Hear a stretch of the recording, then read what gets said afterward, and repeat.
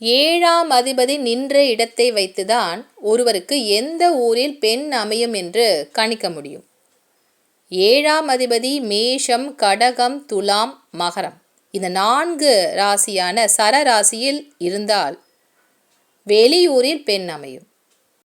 சிர ராசியான ரிஷபம், சிம்மம், விருச்சிகம், கும்பம் இந்த 4 ராசிகளில் 7ஆம் அதிபதி நின்றிருந்தால் அவருக்கு உள்ளூரில், அதாவது ஜாதகர் இருக்கின்ற இடத்திலேயே அவருக்கு மணப்பெண் அமையும். 7ஆம் அதிபதி உபய ராசியில் நின்றால் மிதுனம், கன்னி, தனுசு, மீனம் இந்த 4 ராசிகளில் 7ஆம் அதிபதி இருந்தால் அவருக்கு சற்று தொலைவில், அந்த ஜாதகர் இருக்கின்ற இடத்திலிருந்து ஒரு நாள் சென்று வரக்கூடிய தொலைவில் மணப்பெண் அமையும்.